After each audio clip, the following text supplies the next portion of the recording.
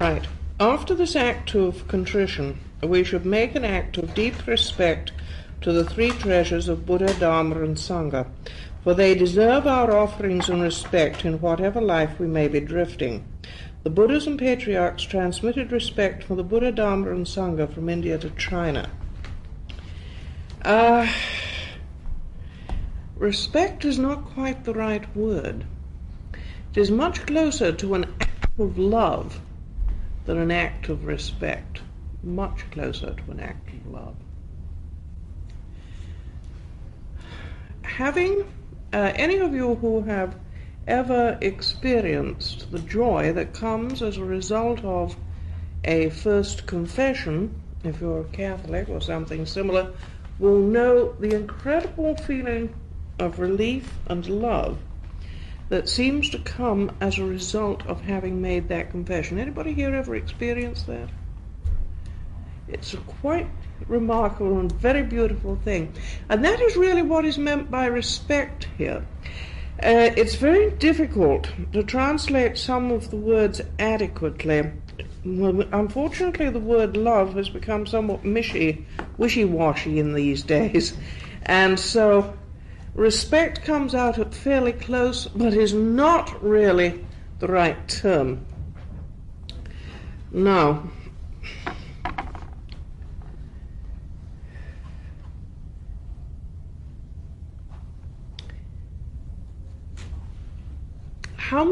I'm sure many of you have heard of the statement that in the beginning trees are trees and mountains are mountains. Later on, neither trees nor mountains are what they seem to be. And later again, trees again become trees and mountains become mountains. It's an old Zen saying. Anybody heard that? Yes, right. In the beginning, we take refuge in the Buddha, Dharma, and Sangha. That is where we start. We take refuge. Then we seem to go away from that in the way in which we study doctrines and theories and ideas and notions, and we find ourselves coming back to taking refuge in the Buddha, Dharma, and Sangha. But the second taking refuge is not the same as the first taking refuge. In the beginning, we did it because we believed that this was the right thing to do, because people told us this was the right thing to do. In the end, we do it because everything in our blood and bones knows that it is the right thing to do. In other words, in the beginning, we do it because other people tell us, and we go along with them, and we have faith in that sense. Later, the faith is, if you like, rewarded in the sense of it is now completely and absolutely the right thing, and there is no doubt that could ever have been different from the right thing. So the trees and mountains are again trees and mountains, but you should not think of them quite in the same way as the original trees and mountains.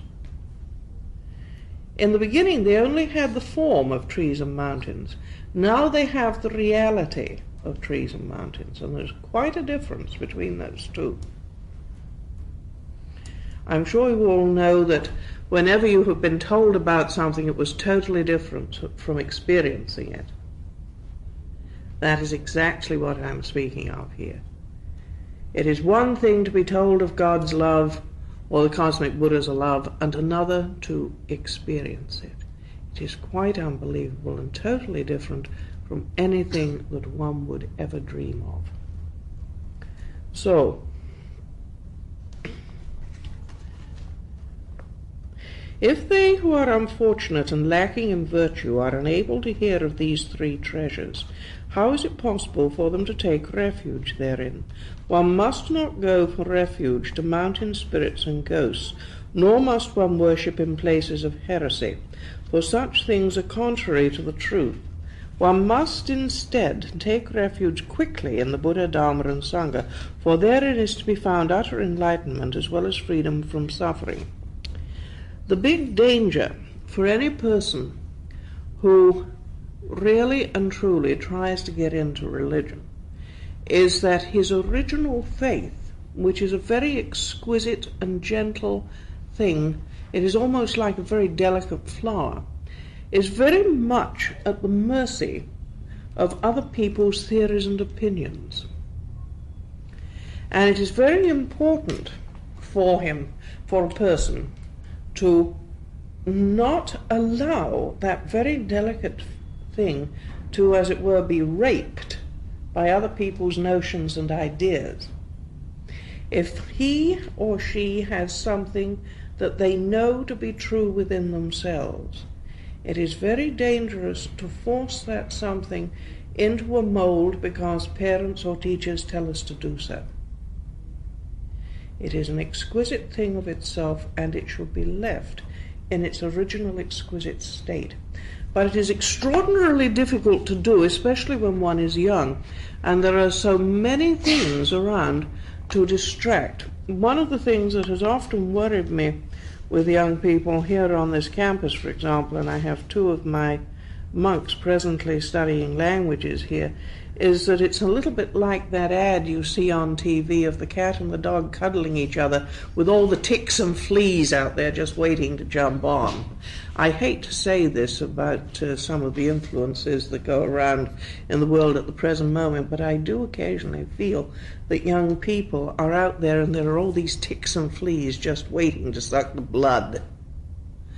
I'm sure you understand my point on this, and therefore it is very important that a young person shall have the faith in the cosmic Buddha and hold it firm and still, because once he gets out there, in the influences of universities and work and the people he is with, it is very easy to have that beautiful thing raped.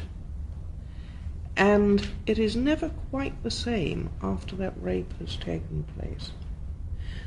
Spiritual rape, to my mind, is perhaps the worst thing that can happen to a human being. Physical rape you can get over, but spiritual rape can take years and perhaps is never cured. Therefore, Dogen says, be very careful that you take refuge immediately in the Buddha, Dharma, and Sangha, and that you do not get caught up in people's private theories and private notions. Now, the only way you can avoid being caught up in such things is by completely and absolutely understanding the purpose of precepts, and it is not to give moral guidance. It has been turned into something that is not quite nice, but its purpose was not to be that.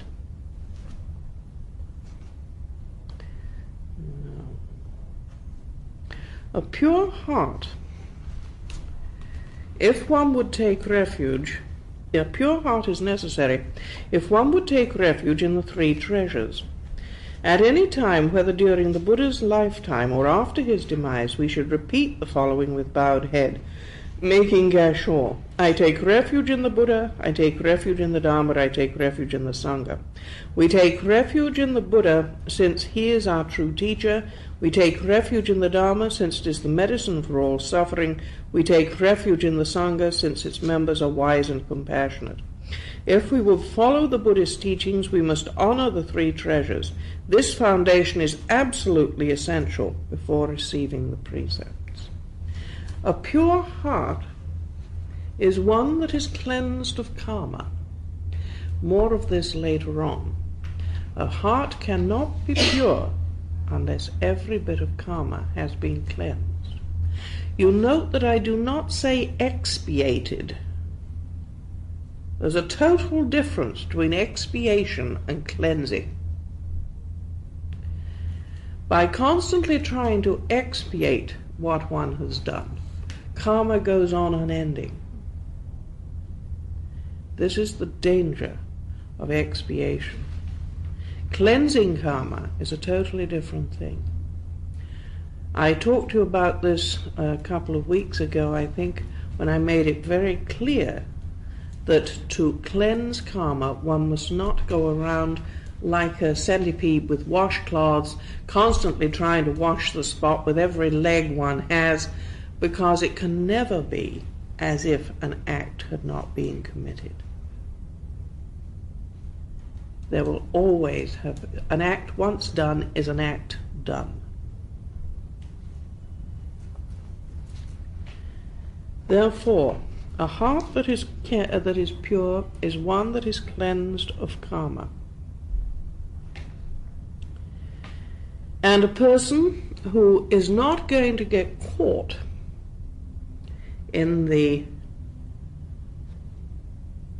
by all the notions and ideas and theories that people have that are running around, is a person who trusts that which has always been true to him within himself, who goes to the scriptures for help, and who, when he is stuck, has enough discernment to find someone who can really and truly help him, who has not really got a stake in it for himself, so that he will be made use of rather than helped. Far too many people who try to give help or who want to give help do it for material gain. One of the beauties I have always felt of the Buddhist priesthood was that this was not allowed. Salaries were not permitted. I cannot help feeling that all priesthood should be the same as that. There should not be the possibility of material gain. Otherwise, sooner or later, it will become corrupted. That is just my private opinion, however. The merit of the three treasures bears fruit whenever a trainee and the Buddha are one.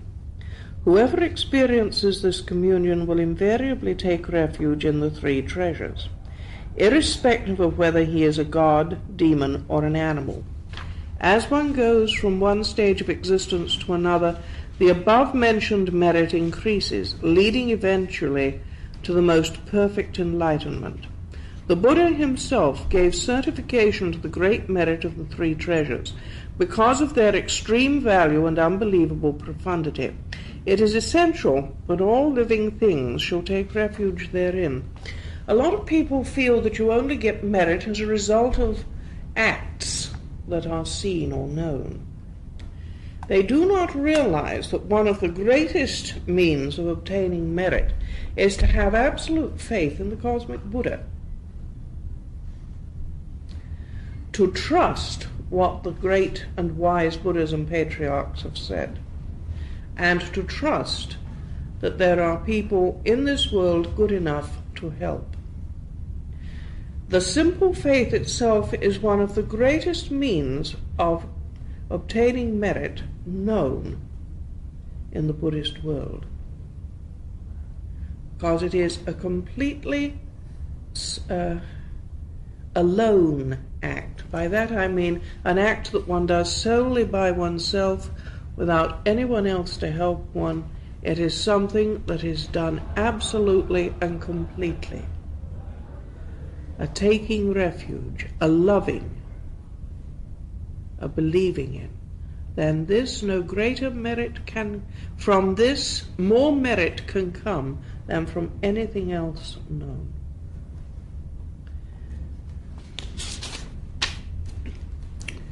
The three pure collective precepts must be accepted after the three treasures. These are: cease from evil, do only good, and do good for others. Now in the beginning this is we take it again literally, on the same level that we take the three refuges. At a later date you come back along this sort of passage again. You have a sort of thing that looks like this. You start from nothing at this end, and you go to nothing. You've got your three refuges here. About here you've got your three pure precepts, because you're trying to understand them. Here in the middle you've got your 10. Then you get back to your three pure precepts, having sorted it all out, and in the end you end up in just your three refuges. You're back to nothing again. You sort of fatten the thing out. This is, the trees are trees, then they aren't trees. You're sorting it all out in the middle, and they get back to being trees are trees again. But the second time you hit it, it's not the same as the first. In both these cases, it is fairly simple to understand what it means to cease from evil, at least in theory. It's extraordinarily difficult when one tries to do it absolutely, because there is always the possibility that if one person ceases from evil, another person will be will be hurt. Supposing, this after all is the basis of every soap opera on TV. Oh, I can't tell him, I might hurt him.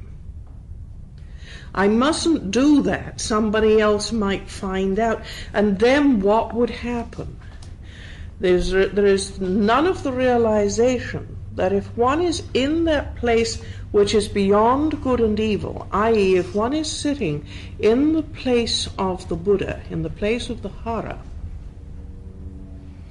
then any act that is done from that place will be beyond good and evil.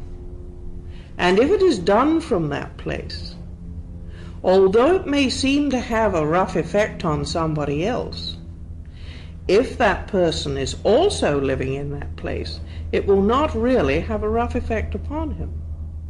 You see, you only have soap opera when people are living in the world of the opposites. If I do something which I know is good for others, because I know that that is the only thing to do, but that from the soap opera point of view it's going to create havoc in all directions, I have to be able to see beyond that soap opera to know that the soap opera doesn't matter, and that in the real fundamental place none of these people are going to be hurt. This is what makes the actions of a Zen master frequently seem quite freaky to the world. Doesn't he have any feelings for other people? It is because he has feelings for other people that he will not allow them to live in a soap opera type of world. He will not allow them to deceive themselves. And it is only by studying the 10 precepts with great care that you can discover what that really means, not to deceive oneself. We need to look at each of the 10 precepts in detail to understand how to get to the mind that lives beyond good and evil, and therefore can live beyond the soap opera, which is the normal cut-off level of sanity, and in between sanity and insanity, in which most of us live. 1. Do not kill. There is the obvious, do not kill. Don't go around killing things. Don't make yourself coarse by, don't make yourself lose your natural compassion. In other words, become a vegetarian, try not to tread on insects, do not kill. That's the 10 precepts at that end of this nodule. Then you turn the stream of compassion within. As Dogen is always saying, turn the stream of compassion within. What is it that gets killed?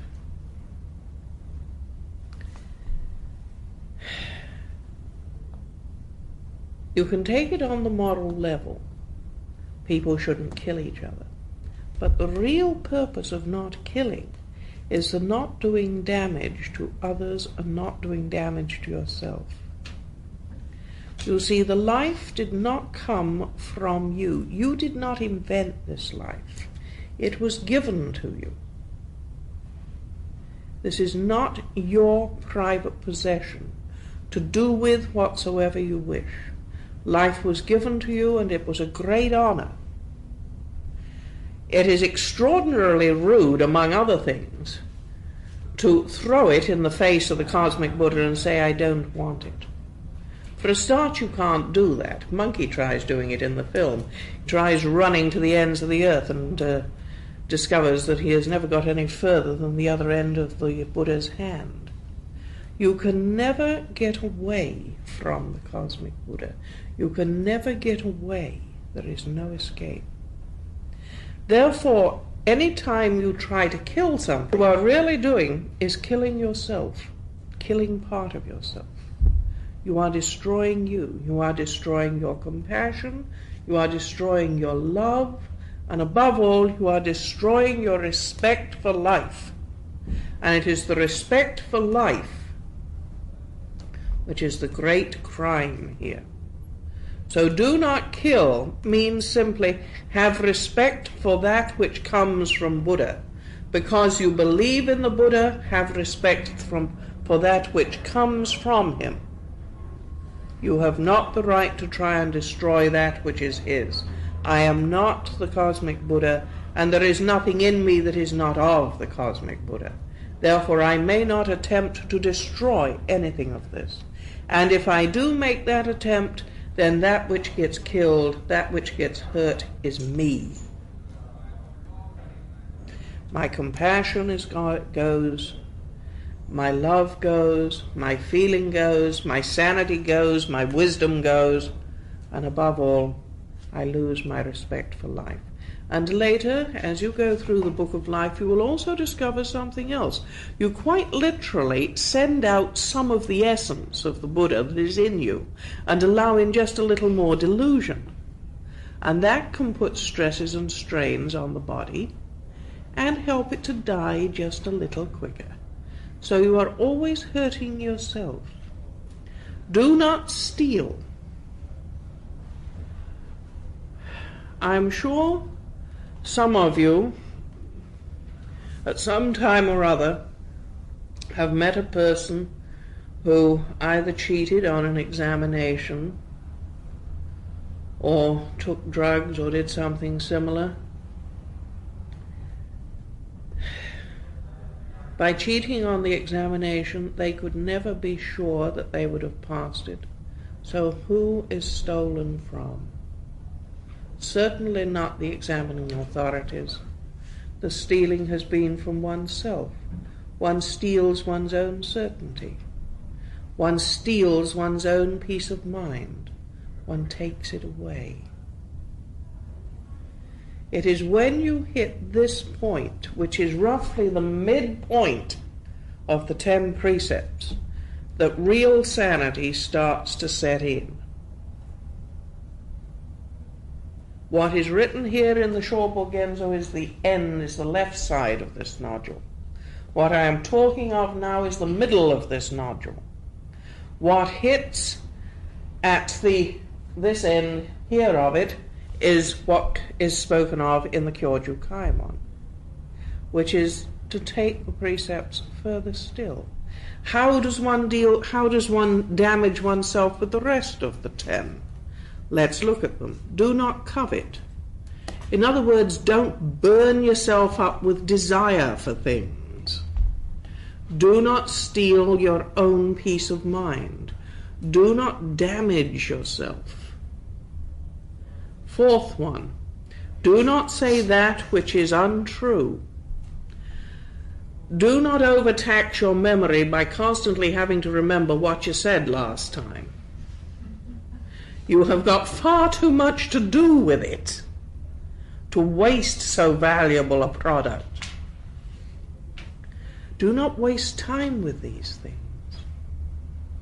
Tell the truth at all times. Do not make yourself have no peace of mind.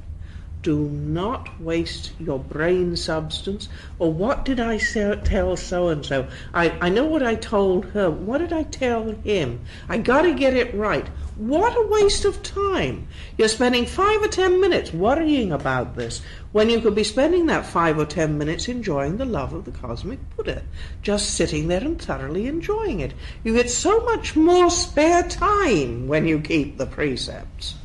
This is the thing that people don't seem to realize.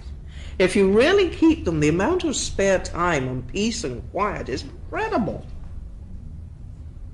But you do not understand the importance of doing it until you hit that midpoint. Because you've heard of all these things. Oh, you mustn't do that, dear. You mustn't do this, dear, when you were young. And morality, as it was so called, has been a big bugaboo. But it is not a bugaboo. It is only because nobody has taught you what is really going on in keeping precepts. Let's look at the next one. Do not sell the wine of delusion.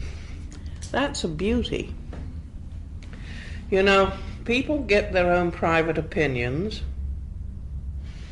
In the beginning, they're just private theories, and later they decide, yes, I gotta be right, and so they become stuck with those opinions, and then they try forcing those opinions on other people without ever having checked them out completely and carefully in meditation. And so they no longer know really what truth is. And this can hide the cosmic Buddha from one faster than anything else. But what's even worse is that they're trying to get other people to join that opinion. And that is extraordinarily dangerous. Do not allow other people to take over your mind. Do not sell the wine of delusion. Do not allow others to take over your mind, and do not try to take over other people's. Thus the Buddha very wisely said, don't believe anything I'm saying, and you mustn't believe anything I'm saying. I'm not here proselytizing. I'm saying check everything out. There's a big difference. Do not allow people to sell you a bill of goods unless every single part of you knows that it is the right thing to do. The Buddha was very wise when he said check every single thing. But don't close your mind to it either. As I have pointed out to my monks on many occasions, I have a sort of back burner in my skull on which anything that I didn't completely believe that my master told me, I sat it, sort of cook quietly, and if it ever got proved true, that was fine. I did not say, you're wrong. I said, well, I don't terribly much believe it right now, but maybe in 10 years' time, who knows, when I'm as old as you are, I'll have got a bit more sense, or maybe I'll have had some experience and it'll prove right. So do not turn everybody's theories away, but do not allow them to take over your mind until you know that they are completely and absolutely right. That is the big difference between selling the wine of delusion and discussing things sensibly and sanely with other people. Right. Do not speak against others. Obviously, a person who speaks against others can't be trusted. All you manage to do if you start that is you lose friends, because nobody wants to be with you. So you automatically cut yourself off from some of the better means of taking refuge in the Sangha of the human race.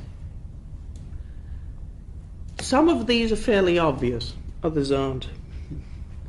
Do not be proud of yourself and devalue others, because you know damn well somebody will start devaluing you. You try it. So who again gets hurt? You. You have to turn the stream of compassion within. That is the point. This is the turning point of the stream of compassion entering the center of this nodule. Do not be mean in giving either Dharma or wealth.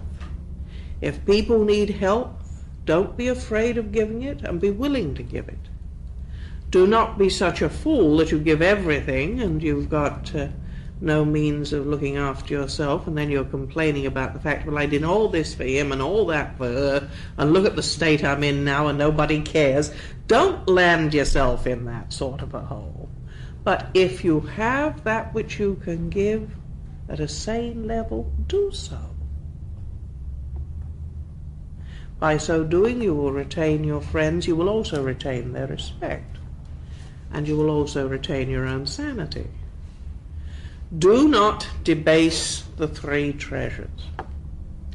This is a popular one, or it was at any rate in my youth, when it was fashionable to sneer about anything religious, to sneer about God, to sneer about what went on in churches.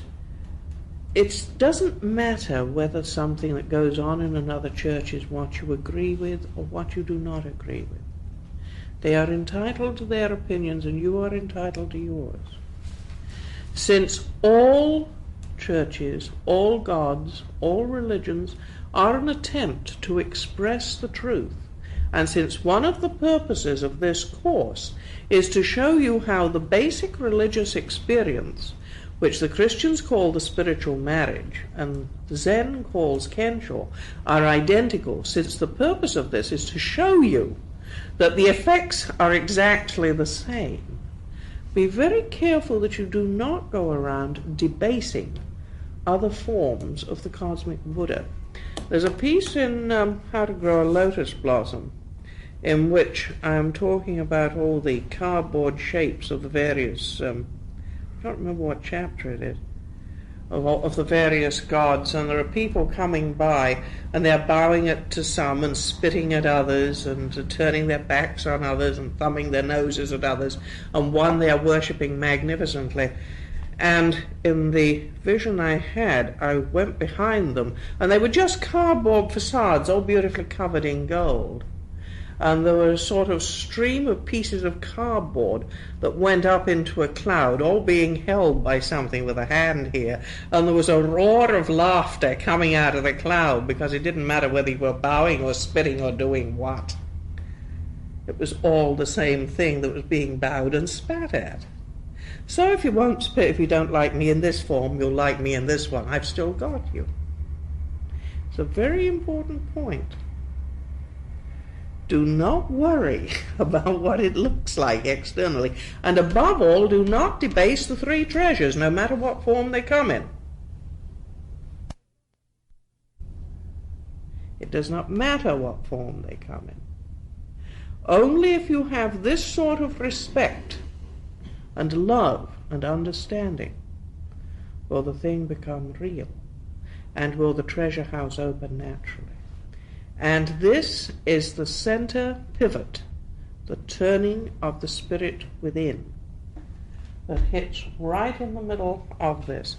Then you can start going down the other side and seeing the 10 precepts in a somewhat different light. For example, you can take it to the Kyorju Kaimon, which I've asked you to do in some depth, which is on page 266 and 267. Do not kill, but no life can be cut off, for the life of Buddha is increasing. Continue the life of Buddha. Do not kill Buddha. Do not turn against yourself. Do not hurt yourself. Who would want to hurt themselves under these circumstances? But you had to know who Buddha was. You had to know, in other words, who was really getting hurt before you could do something about it. You had to stop thinking of precepts as a morality that was set there to keep you in order, that had something to do with hats and white gloves and black patent shoes on Sunday when I was young. It was extraordinarily easy for my generation, I've told this to his many times, for my generation to rebel. All you had to do was flatly refuse to wear hats and gloves. And it worked wonders. The entire country was falling apart. Nowadays, you need to do the most terrible things to rebel. But it was very easy when I was young. Very easy indeed. It was just as much of a statement and a lot safer than what goes on now. But it was very, very easy. You do not have to do that sort of rebellion. What you have to know is what the purpose of preceptual teaching was. And it was to teach you how not to hurt yourself, how to turn the stream of compassion within. And then you could really see what the meaning of precepts was, and how they not only helped self, in the end they helped other, and they kept the entire nation or community clean and beautiful and worth knowing. You get more than happiness out of this. After all, as I've said before, a dog asleep in the sun is happy. Who wants that? Out of this comes ecstasy and peace of mind. A peace of mind that is quite unbelievable. You have to experience it to know it.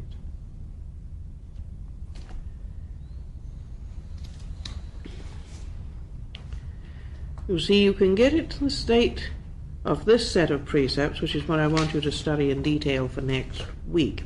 Let me go back to page 157. Yes, 158, I'm sorry. All the Buddhas have received and carefully preserved the above three treasures, the three pure collective precepts, and the 10 precepts. If you accept these precepts wholeheartedly, the highest enlightenment will be yours.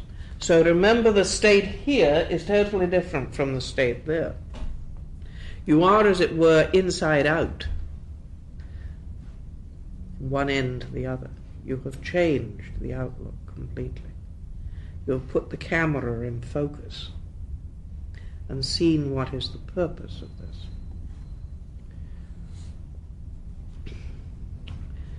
And this is the undestroyable Buddhahood which was understood and is understood in the past, present, and future. Is it possible that any truly wise person would refuse the opportunity to attain to such heights? Some do, but they are not truly wise. The Buddha has clearly pointed out to all living beings that whenever these precepts are truly accepted, that means in all their forms, not just given lip service at this end of it, but all the way, when they are truly accepted, Buddhahood is reached. Every person who accepts them becoming the one and only true child of the Buddha. You are the heir. But you have to go the whole way. And you can be the heir in this life. You do not have to wait until death. And you can know that you are the heir. And that everybody else around you is the one and only heir. I say the one and only because the Cosmic Buddha does not have favorites. And he does not give himself just partially to one and more to another. When he gives absolutely to everyone inheriting the same amount. In that sense, you are the one and only heir. And it doesn't matter what color you are, it doesn't matter what sex you are, it doesn't matter what sexual orientation you have. The Cosmic Buddha does not care about these things. They come under opposites. They come under differences. What he cares about is that which is right inside beyond all these differences. He cares about that which makes you tick, that which animates you, that which gives you life, that which is shared by every single being in this room and in this world. And that is what makes you the heir of the Buddha. Within these precepts dwell the Buddhas, enfolding all things within their unparalleled wisdom. It is nice to note that the Buddhas live within those precepts. And the more you come along, the more you begin to see them. You don't really see much until you hit the middle stage, until you turn the stream of compassion within, and then you start seeing a tremendous amount. There is no distinction between subject and object for any who dwell herein. All things, earth, trees, wooden posts, bricks, stones, become Buddhas, once this refuge is taken. From these precepts come forth such a wind and fire that all are driven into enlightenment when the flames are fanned by the Buddha's influence. This is the merit of non-action and non-seeking, the awakening to true wisdom. From these precepts come forth such a wind and fire. Where's our friend who's interested in the secret of the golden flower? Is he here today? No, that's a pity. Some of you have been reading the Hui Ming Ching. Some of you, how many of you have read The Secret of the Golden Flower? Yes. There is a part of that which speaks of this, how the wind and fire drives one into enlightenment. And when the precepts are truly and absolutely accepted, there really does seem to appear a wind that fans the flames. You remember I said that in the beginning you play with fire and later the fire plays with you. When you truly accept the precepts is the moment when the fire starts to play with you. Once you truly accept them, once you really turn inside and start doing something about this, you can no more stop this process than you could stop an express train with a sore thumb. And it would be about as stupid to try. So once you really get into that stage, the cosmic Buddha, in the beginning you say, it's like two people getting married. He says, I do. The girl says, I do. The parson says, you bet you do. You're hitched. In the beginning, what's happened is you said, yes, I do. And the cosmic Buddha says, yeah. And then suddenly you hit the middle point and he says, you bet you do. You've had it. And you're taken from then on. And there is no way back. So don't hit that midpoint of turning the stream of compassion within if you do not want to be grabbed by the cosmic Buddha. Two people from England turned up in Sorjiji. This was many years ago when I was studying there. And they were telling the chief abbot, Zenji, all the wonderful things that they were doing and how they were meditating and how they got this master and that master. And the old man, who did some rather unseemly things for an archbishop and an imperial teacher occasionally, sort of stretched like this on his gorgeous cushions, and you saw some of his underclothes as he did it, said, do you realize that anyone who meditates runs the risk of being grabbed by the cosmic Buddha? Are you willing for that? And the two were horrified because they'd never heard of a cosmic Buddha. There couldn't be a cosmic Buddha. What was this cosmic Buddha he was talking about? And they weren't going to be grabbed. They were going to be in control of it. And the old man looked at me, sighed, and said, take them and show them the temple, which effectively meant get them out of here and don't bug me with them. It was a great pity. If they had been a little more serious, they would have heard a quite incredible sermon, had very remarkable teaching. I had seen him in that state only once or twice. They were very foolish. But there did have to be the acceptance of the fact that there was something greater than their own personal egos. And that thing was what was going to grab them. Thing, it, she, the unborn, the uncreated, the undying. It was going to take them. And if they meditated, they were beckoning to it. Come on, I'm willing. And when you hit that midpoint, you said, I really am willing. And the cosmic Buddha says, you bet you are. And you've had it from the point of view of worldliness for the rest of your life. So don't hit that point if you don't want to be taken. From it comes forth such a wind and fire that all are born into enlightenment and fanned into enlightenment when this point is, when they are truly taken. This is the merit of non-action and non-seeking. This is what is talked about in the scriptures that we shall be doing at the next lecture.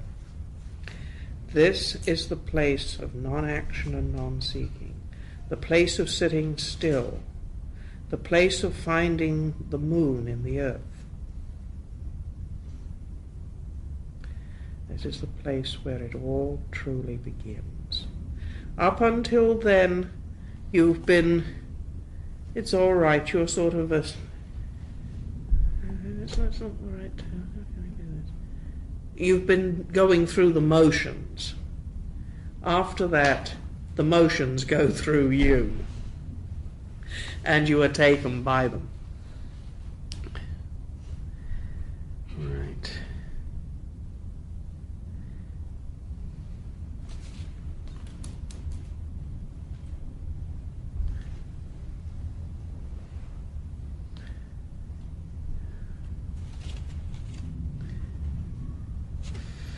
Now, this is just something that comes as a bonus as a result of doing this. The more one cleans up the karma, the more one removes the stresses and strains that are on various physical parts of the body. I asked you to read part 2 of the Book of Life some time back. I want you to do it again now, because I want you to understand, part of it's in my section, isn't it, as well? I think so, yes. I want you to understand clearly how various breakages of the precepts will affect your body physically. Everybody knows that ulcers come from worry. What causes worry? All sorts of things can. If you've chopped up your mother-in-law and put her in the cellar, I would imagine you'd worry quite a bit.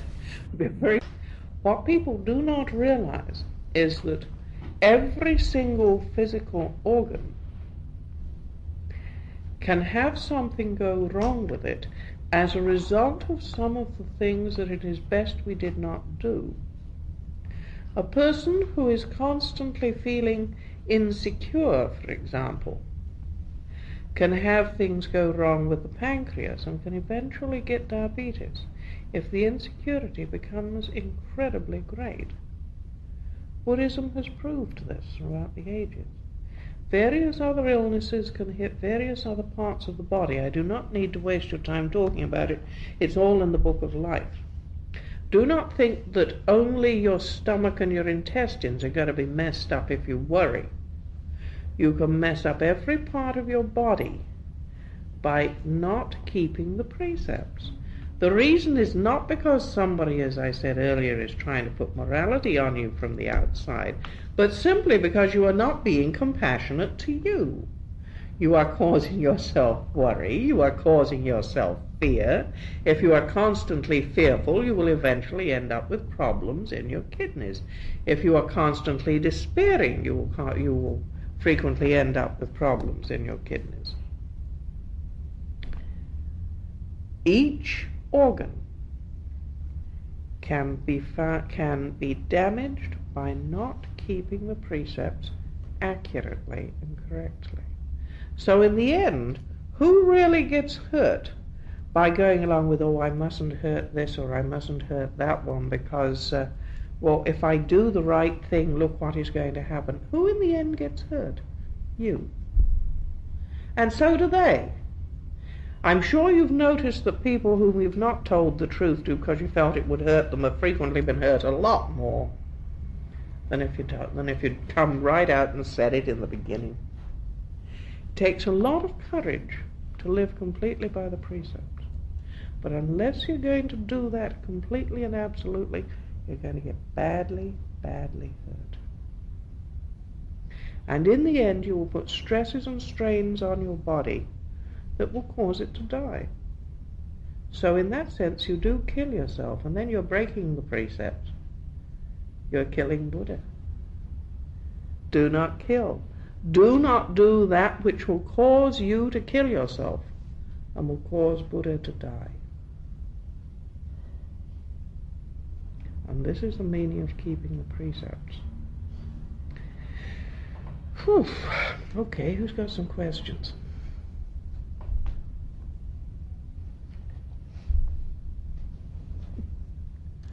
Yes, go ahead. I was reading in a book called The Protestant Ethic and the Spirit of Capitalism, which is a college course book. I haven't read it, I should tell you that, okay? Yes. Well, they say that the Puritans went secular in a sense. The Puritan ethic went secular when people started to feel that their spiritual future was indicated by their present circumstances. Yes. Therefore, you're saved if you're, for example, successful in this life. And so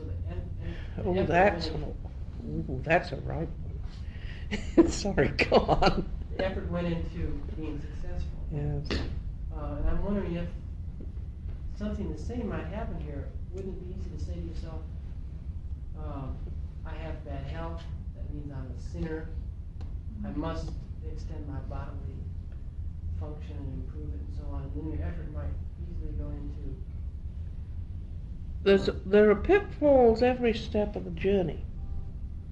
But I think the way in which I have always done it, and I've always warned people to do it, is first and foremost, love the cosmic Buddha. Don't do anything because you want it for you. Do it because you just want to be with him or her or it for eternity. If you do it from that point of view, somehow or other you don't make mistakes. But you can't really judge where someone's at spiritually by their physical condition. Oh, no. No sign of it. You see, there is also the fact that somebody may get better as a result of having done a lot of meditation is a minor bonus. He may not start meditating until his body is so badly deteriorated there just isn't a way back for it physically. And I have this interesting thing that I've inherited from my father, which is I collect water by just looking at it. And I carry around about 60 or 80 extra pounds of it. I've not sinned so that I collect water. My father happened to suffer from a disease which I've inherited, so fair enough. I don't feel wicked. No, that is no point of it. But the fact remains that, as a result of cleaning things up, it is just possible you might get a quite incredible bonus. I certainly had two very good bonuses. One was I got rid of my heart trouble. The second, I got rid of my high blood pressure. Well, I got three. I also don't catch cold any longer. But I didn't get rid of my dad's illness. Well, that's fair enough. I'm happy with those three. You always get something for a bonus, but you can't do it to get the bonus. And the person who would be doing that will be somebody who is saying, well, I must clean up in order to become healthy, because otherwise I'm sinning. No. That's saying I want the bonus, because that's the sign of not sinning. What he's first got to do is not sin. Can I take this one first? Our friend here. Could you elaborate on the saying, when you meet the Buddha, kill him? Does that come under number 5? No. That, unfortunately, is not quite what is meant by the term when you meet the Buddha, kill him. I have my own ideas what it Yes. means. No, what it really means is, if something is being forced on you, which is called the Buddha, this is the one and only right way, and everything in you knows that it is wrong, then you must not follow that way, even if it looks as though you're killing the Buddha. And so, the same saying says that if you meet a patriarch, kill him. Same thing. If you find somebody... It can never always be wrong or right or... Yes. If you get somebody who's putting his trip on you, to use the vernacular, and insisting he's the one and only that's right, and that you've got to follow him absolutely and not consider anything for yourself, then this is no true master. And kill it is... It's unfortunate they use the term kill. What it really means is pay no attention to, discard, get rid of, because this is untrue. In that sense, you must not follow Paul's teaching. Or imitate. Or, yes, if somebody gets in your way to that extent that he does not allow you to develop in your true way, he is no Buddha and he is no patriarch. Well, in other words, if you read something that the patriarch writes and you say, well, that's not for me, can you say anything like that? Yes, you can, but you have to say it in this sense. It is not for me now. I do not believe this at this time, but I will not discard it absolutely. I'll sort of set it aside, and maybe 10, 15, 20 years it'll be proved right, and maybe it never will be. There are a couple of things still in my head that my master told me that I have not proved true, and I've never taught them to anybody in consequence. There were 3 up to a week ago. I had one proved true last week, quite by accident. And it was the one I didn't expect to ever have proved true, but that's neither here nor there. So yes, you do have things. You should have things like that. It means you've not given your mind over to somebody else on a platter and said, here, turn it into head cheese or whatever you want to with it, which is what some people do nowadays. Some people insist that teachers They try take it to. over. They'll try to make a teacher into a savior. I lost several monks in Shasta because I refused to take them over. They wanted to be taken over.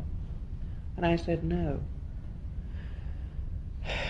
There's one very good reason, apart from the obvious, there's one very good reason. Since no one can sustain being God for longer than it takes to go from one use of the toilet to the next, to put it politely, since no one can sustain it beyond that time, it is extraordinarily dangerous to allow people to think that you are God.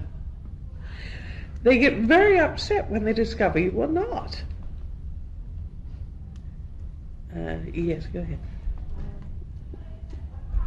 As you were talking just now, this is an aside from what I was going to ask you, but it occurred to me that is what happened to Christ. Yes.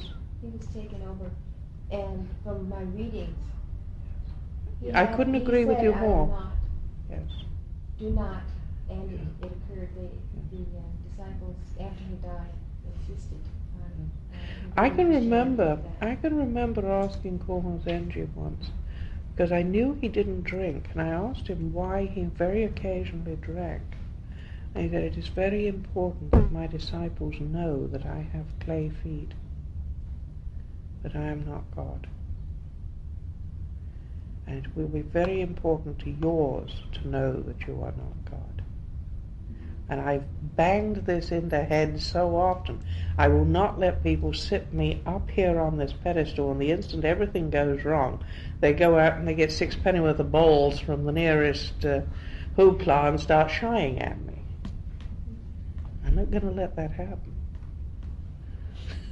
She's told us this story about the Indians that pray to a totem pole, and when things don't go right, they chop it down. Yeah. And this is what happens. They have a war, they dance around their totem pole and they worship it, and then when they lose the war, they go out and they make a fire of it. I don't intend to be made a fire of. It says a pure heart is necessary if one would take refuge. Yes. There are very few Buddhists. How can one take refuge since most of us do not have this pure heart? They do eventually. I feel that you can. Yes. You do eventually. But you can't even if you're not yet. Well, you're always Buddha in one sense. Just you don't know it yet. I guess I need to know what it's to ask you to define the term take refuge. To love absolutely is to take refuge. If you love absolutely, you do that which the Buddha does. So what we are is potential. Oh, very much so. Yeah, but what I'm saying is that what we're doing when we're on our religious searches is attempting to get. You're trying to find the way in. Now, this was why I first wrote the title I did of the book that I wrote, Selling Water by the River. Everybody was walking along by the river and saying, I'm thirsty, where's the water? So I sold water right by the river. I wasn't being sarcastic, I was telling them the truth. Here's a doorway in. And what most people are doing in religions is groping around the door and saying, where's the handle, where's the handle? And this is what Zen means by the gateless gate. The door isn't there anyway, so just go on walking in. Why are you looking for a handle to a door that isn't there? There's just an archway. Just go straight through it. Don't grope around looking for the handle in. Yeah. We were talking earlier about teaching and working with kids and basically being with people. Is I feel you really can't change anyone.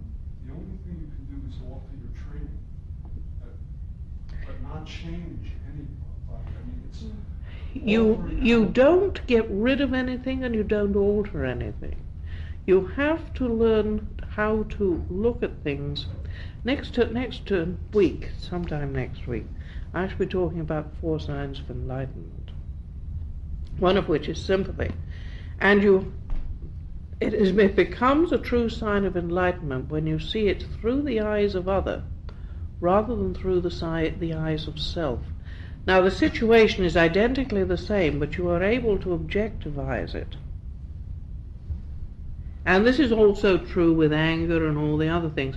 When you can objectivize anger, you can have compassion for the other person. And that is how you transform it. You don't throw the anger away. You convert it. And that is what you have to do with children and other people. You have to see them as yourself. You have to see it through their eyes. You have to hear where they are coming from. If you judge by what a person does without hearing where he or she is coming from, it's a totally different situation. I can give you a case in point from me. Somebody was very concerned up in Shasta because I sort of jump every time lightning flashes. Well, you see, they are young, they've not seen an air raid.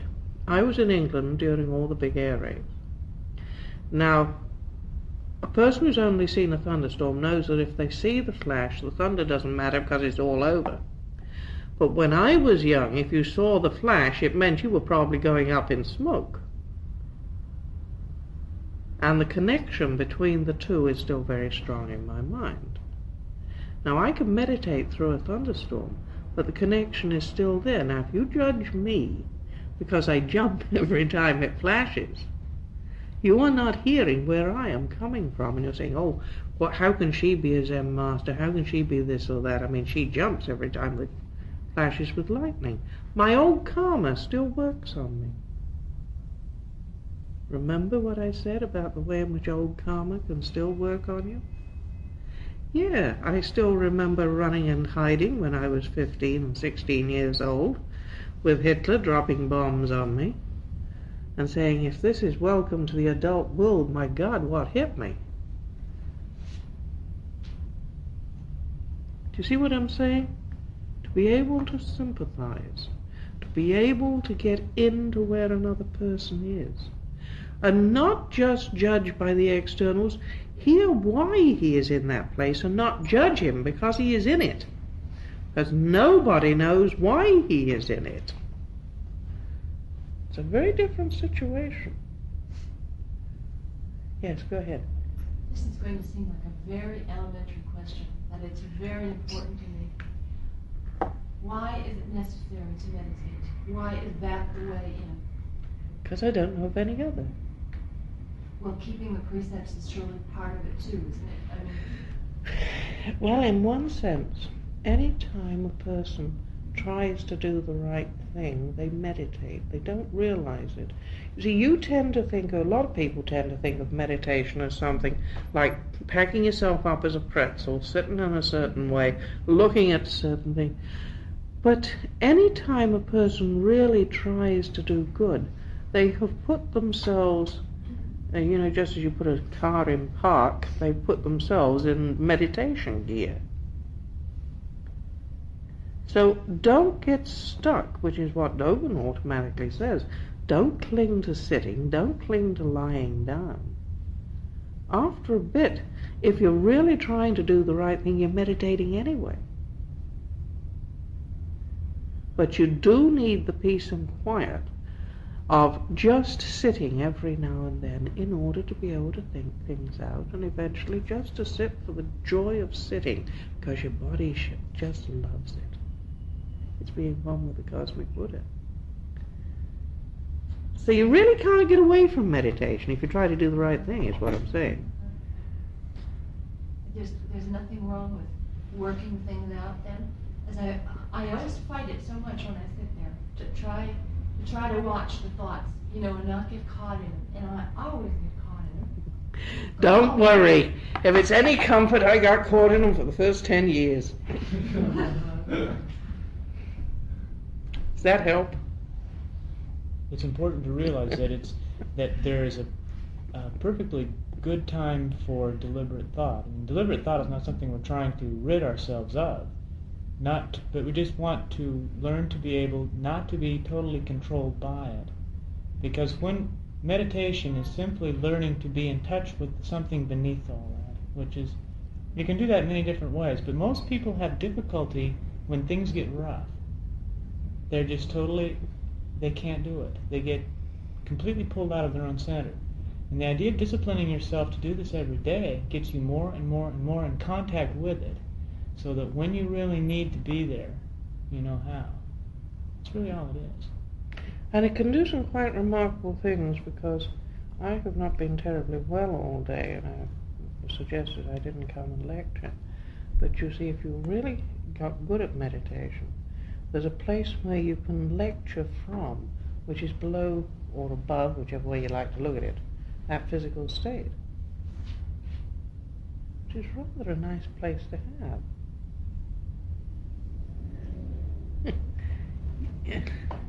Can I take this one first? Go ahead. Is, in the Christian tradition, we don't seem to stress meditation, but is prayer or trying to do the right thing for a Christian, would that get Prayer, them as to the far as cosmic I'm Buddha?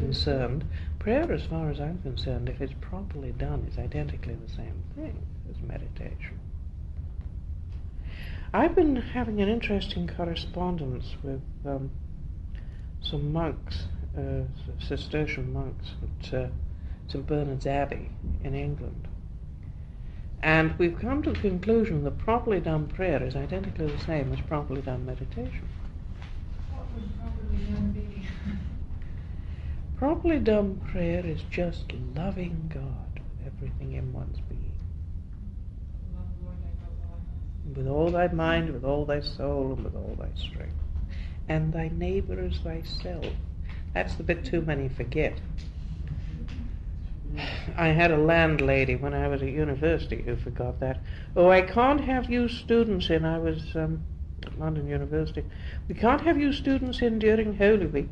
It will damage our prayers for Holy Week. So we all got sinus trouble in the great smog of 54.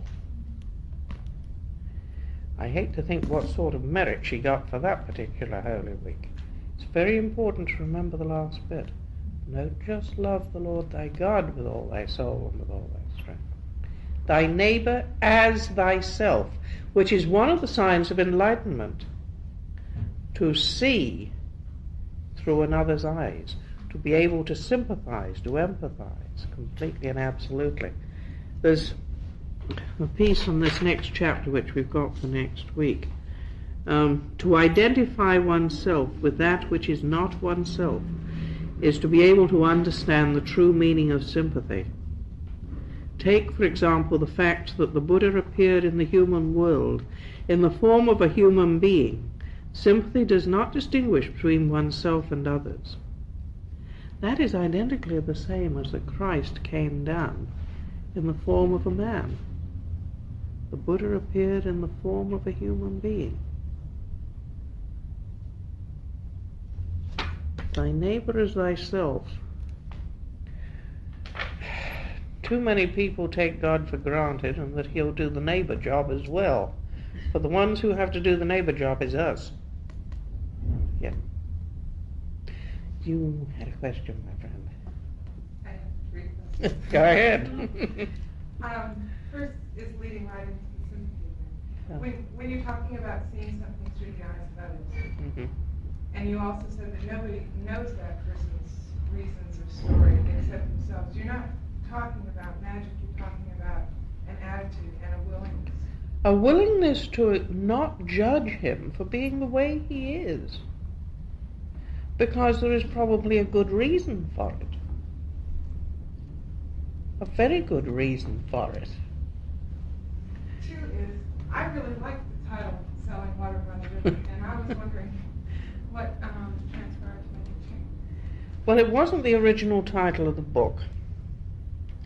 And the person who asked me to change it to something else did so for all the wrong reasons. It was one of the editors at Pantheon, and they felt that this would bring in more money and everything, and he went, eek, because I really wasn't in the business for money. I just wanted people to have the joy of reading Dogen's teachings, and to hear it put that blatantly, and that, if I may coin an adjective, New Yorkly worried me. But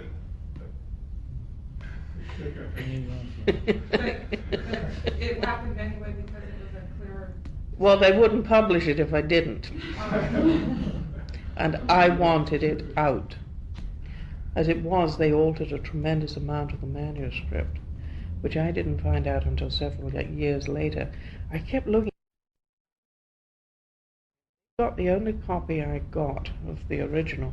I kept looking and saying, I didn't really write it quite like that, did I? And it wasn't until I got it back that I realized that they'd done a fair amount of editing, so that Dogen came out slightly askew is the only word I can put for it. I can give for it. You know, it was like looking at truth round a corner instead of along a straight road.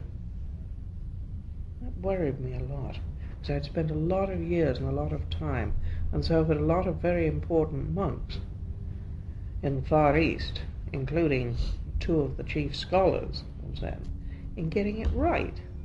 And we did not do that for some little tin pot editor in New York to come along with a red pencil. We did it because we were trying to get the best translation out possible. Go ahead. On meditation, so I can get it straight in my mind. In meditation, you don't sit down and solve out daily problems. You just sit still. You should just let your mind go more or less blank, or try to focus in the direction of thinking of God or thinking of Don't try to make it think of anything. Try to get to that state where there is the unborn, the undying, and the uncreated, which is below thought. Thoughts are going to come and go. You'll never know when you are in that place, but you will always know when you are not. So what you do is you just sit in meditation, and thoughts come and go. Don't grab at them and don't try pushing them away. Just sit there still. And this beautiful, peaceful feeling throughout the body and mind. And just note that thoughts come and that they go. Now, the real problem with meditation is you never really completely know until you hit this midpoint if you're doing it right or not, which is really why you need a teacher. But in fact, you don't need a teacher if you've got the faith to go on the whole way. Does that help you? I mean, I'm contradicting myself every time, but I think you know what I'm saying. The other question I had was on the subject of killing. Yeah. And you've also brought up the idea of being a vegetarian a couple of times. And I have That's for me. Well, in killing, is killing animals taboo? For me, it would be. But each person has to solve that particular problem for themselves. For me, it would be absolutely wrong. But you have to go search your own heart and know if it is right for you. Because I was wondering about the rationale that people use in, the argument of killing an animal as opposed to killing a tree. Yes, I agree with you. The way I have worked it out for me, if this is of any help, but this is only for me, is that I have to eat in order to live. Therefore, I have to boil cabbages alive and do various other things. Now, have I done enough in this day to warrant the killing of anything? And if I must kill, have I done as little harm as possible? Have I caused as little pain as possible? And the scripture that you recite when you eat food really points this up. We must think deeply of the ways and means by which this food has come. We must consider our merit, our worthiness when we accept it. We will eat so that we do not become lean and die, and so that we may be able to search for enlightenment. And that is the purpose for staying alive. So you do as little damage as you can. But yes, you have to accept the fact that you are doing some damage. You can never live without making some karma, but you make as little as you possibly can. That is my way of doing it. I have a comment I'd like to make on this. This is something I feel rather strongly about, and that is that it's very important not to try to step outside yourself and put some sort of external yardstick on right and wrong, because it doesn't work that way. It comes from inside. And if you look at it from an internal point of view, there's a rather obvious way of understanding why you make a cutoff line somewhere. I mean, most people understand they just cannot kill themselves, and they cannot kill their parents or their brothers and sisters, their family. They cannot kill other members of the human race. And as it gets further away from yourself, it gets a little harder to see it. But we manage to get it further and further out away from yourself. And that which is closer to you, you have more empathy with, or sympathy in the real sense. So it comes back to do not kill Buddha. And eventually it comes to the point of animals. They are sentient beings in a way we can empathize with very clearly. We can see their pain and their suffering. We can understand them on a very deep level if we open ourselves up to them. And then to kill them becomes an act of killing Buddha. Now we still have to eat, and yet the fact remains that it doesn't have the same effect on us inside when we're vegetarians as it does when we're not. It coarsens oneself to eat meat. It's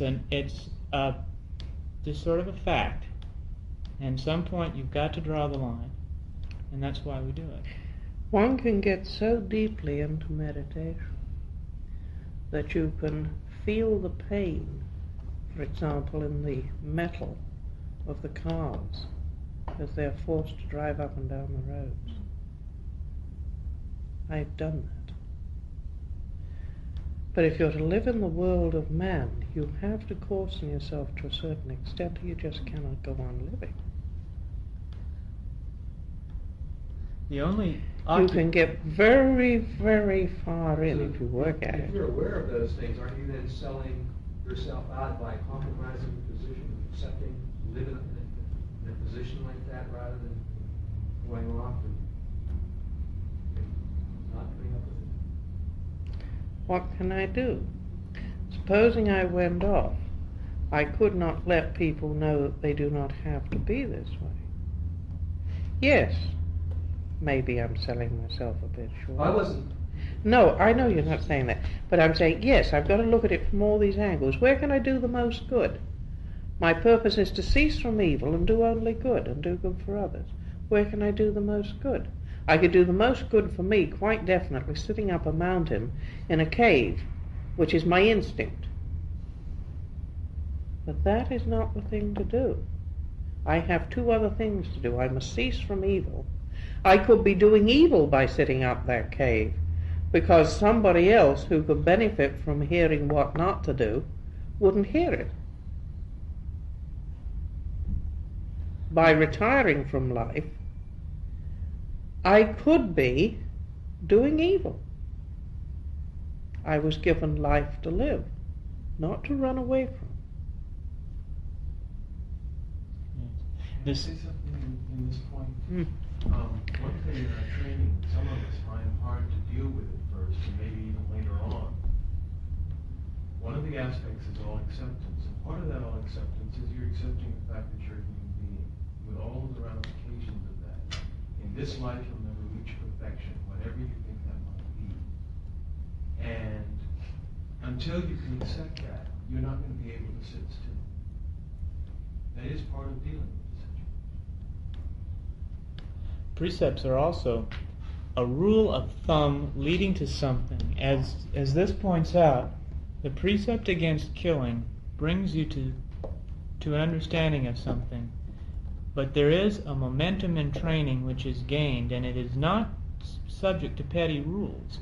I mean, and I don't mean to try to belittle the precepts. What I'm saying is that you can eat meat and not violate the rule. There are times when that happens. If meat is offered to you, you then... By someone who doesn't know. Who doesn't know, and you refuse it, you are then breaking a precept. It is an animal died in vain. Right. It's of greater value to accept the food and use it in a positive way. So these are not hard and fast rules, it becomes of greater benefit to join life rather than retreat from it. There's a Japanese saying, kokoro kanashiku, the great grief. The great grief that although we can know perfection and could enter perfection in this world, it is not possible to do so, because if we did so, then we could break the 3 pure precepts. And we will be attempting to become God. We can know God, we can know that we are of God. But to attempt to become perfect is to attempt to be God. And kokoro kanashiku is that one has to accept this situation, the great grief. It took me many years to understand the kokoro kanashiku. And it really is a very great grief. Go ahead. Yeah. Just when we were talking about sympathy just now, you can only really know sympathy by that humanity. Yes. And it is You can't sympathize or empathize with somebody who's a god. All you can do is say, wow, isn't it wonderful? And dust it every now and then. And when it shows cracks, throw it away and get a new one. A few years ago, I was reading the Bible, and I read this excerpt, which is perhaps the most powerful thing I ever read. It said, "He who is without sin cast the first stone." And it was like I realized there was not a thought or an action, or at least a thought, in any realm of what anybody did that I had not touched that. And it was even that aspect of Hitler, and it just really, Yes. I think that Yes. what really humility is, just to bring myself back. Yes. There is not one of us that is without sin.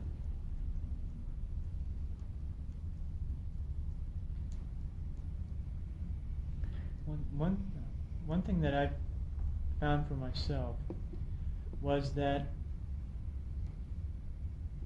the only way I could follow a teacher is if the teacher was human and imperfect. Otherwise, what type of example is it for me to follow? If the teacher is perfect, there is no example for me at all. It's only training in humanity that makes it possible for me to follow a teacher. It's something that it really almost thunderstruck me when I realized that. I've lost 2 disciples in my life to the fact that I wasn't perfect. And all I can say is I'm extraordinarily sorry for the people they've gone to. That's all I can say about it.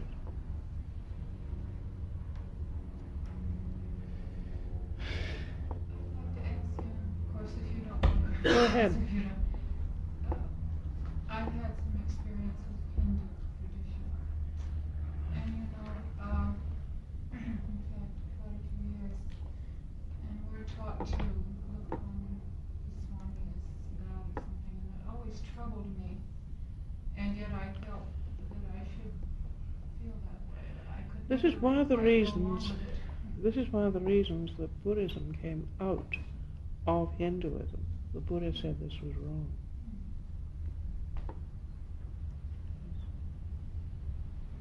And therefore it is an outgrowth of Hinduism in that sense. Yes. You know, I've been thinking a lot about the original reason I came. Yeah. And it came to me that I had come so that I could live my life for myself. Yes. That I had gotten out of touch with myself. That I had an absolute thirst to To get back to it. Absolutely.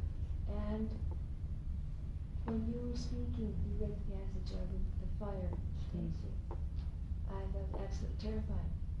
I don't wish to be taken right now. You know, the thought of being, meditating and getting in touch with my center, and then being carried with a milieu on beyond the life that I know. Don't worry, it's worth it. That could be, but it's still not right time. It's not right timing. At least to me, yeah, it's not right That's timing. fine. That's fine. The Buddha is a very sensible And very being. sensitive. I Very appreciate sensitive. that. He will not take people before they're ready, interestingly enough. Or You before it's can't right. hurt yourself with this. That's the exquisite beauty of it. It doesn't. That's why I said in the earlier stages tonight, it doesn't rape you. Rinzai Zen can rape you if you're not careful. It can rape your spirit. Soto can't. It lets you do it at your own speed. And that's one of its exquisite beauties. It sometimes lets people do it so much at their own speed that they don't seem to be doing a thing. Well, there's not much you can do about that. But one does presume that one is serious enough to be doing something. I have another question. I have a problem with snails. Mm-hmm. I mean, this is sort of serious. I found a snail today, and I was aware that it was life, okay, and Mhm. I threw it. And now, it sounds silly, but if I put a snail in the middle of concrete pavement, it will die before Yes, it reaches. because If I it's put you it- mess up its lubrication system. Absolutely. If I put it in my neighbor's garden, I'm not loving my neighbor. If I let him chew up my food, I mean, I will not have any basil left. And I just, What do you do with the snail? once you become aware, yeah, it's like once you. It become makes aware, life difficult once you become aware, doesn't it? You have to be very careful once you become aware. I was thinking of mice the other day, and same thing with the roses, putting nicotine on them. And I have a real problem with that because The I'm cosmic so Buddha is aware. having a wonderful time with you. Yeah. Anyway. I understand the problem. The tragedy is that I can't give you an answer because I am not God. You have to find the answer that is right for you. I can tell you that if you take life, then you are killing, and you will take the consequences of that.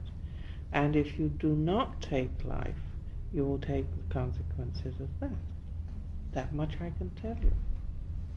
So one has to stay still in the place beneath that and find what is the right thing to do. Ask the questions in the place beneath the waves, the palace beneath the waves, says the old saying. It sort of came to me that I might lovingly drown them with beer.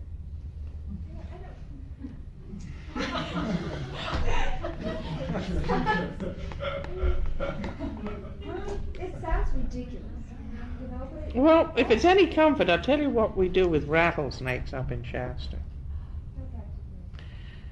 We keep a sort of set of old tin boxes and old tin waste paper baskets, and we catch them and we put them on a mountain that nobody climbs. That's what I do. Nobody ever goes up Black Butte. It's a lump of it's a sort of mound of shale. Must be an awful lot of them up there. But it's the best thing you can do that I know of. You actually take them to the top or close? No, we just put them where they're not going to get killed. Yeah. Go off in a temper and haven't been moved out. Anyway, yes, go ahead.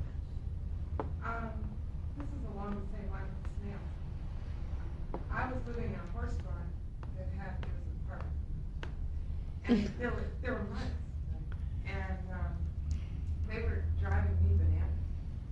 And I finally decided, well, I don't care what my reasoning is, I'm going to get mouse traps to take care of this one. And then there was this one mouse.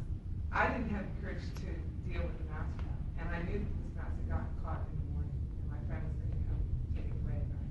And the thing took all day to die. And it disturbed me so much that I couldn't do that. Yes, it's very worrying when the cosmic Buddha rubs it in, isn't it? Yes. So, I got cats because I figured they could Right. deal with their. That is the correct. No, that is the correct answer. That is actually the correct answer. Now I'm an urban person. I have to keep finding apartments that'll take cats. Yes, but that is actually the correct answer. Because mice will not come where there are cats. That is the correct answer for it. That's why there is a cat in every house in Shasta. It is also why we occasionally have a kitten problem, because one of them escaped out of the net of spaying.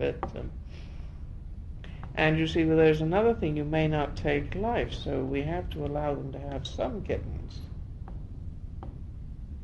I let all the females have two litters, unless they are the variety that has 8 at a time, in which case I consider that any woman who has 8 kids has had her share, and we go from there. Go ahead, yes.